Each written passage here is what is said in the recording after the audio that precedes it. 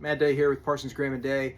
I want to take a second to talk about somewhat of a big issue. It's an issue that pops up a lot of times in custody cases, and especially custody cases that have a domestic violence or verbal or emotional, psychological abuse component, and that is the concept of gaslighting.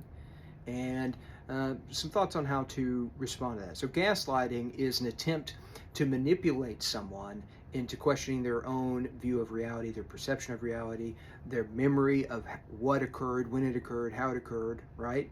And so you see it a lot of times, sort of an easy example, I guess we could say, is a domestic abuser who convinces the victim that it's their fault that they're being abused, as compared to whose fault it actually is, and that would be the abusive person. So you find yourself in a situation where you're arguing with someone who's trying to make you question your own view of reality, right? The important thing is we've got to separate from that conversation. That's not a healthy conversation, all right?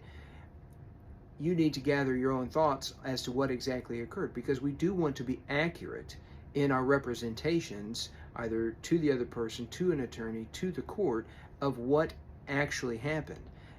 But the other part of this is sitting down and saying, okay, what did I actually go through? How did I actually perceive it? What did it actually make me feel?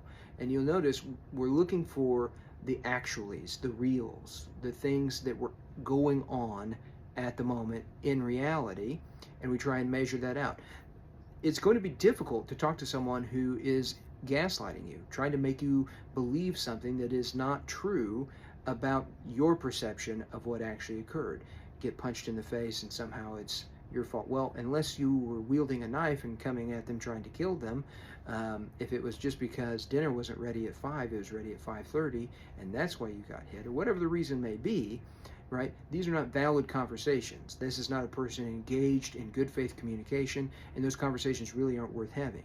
But it should lead to the second step of evaluating what did occur, making your proper notations, and keeping track of what actually happened, how it made you feel, how you perceived it, okay? And sometimes that is stepping away from the conversation, refusing to engage in emotional conversation and emotional manipulation, because it's not going to get anywhere, all right? If you find yourself in a situation, whether it is a custody case, domestic violence situation, or a situation where you're being manipulated, especially as concerns children, give us a call today, 918-307-1529. The purpose of this video is to be informative and not to provide legal advice. For legal advice, call a law firm and speak to an attorney about your particular case. None of the information provided in here is meant to establish the attorney-client relationship between Parsons, Graham and Day and anyone watching this video.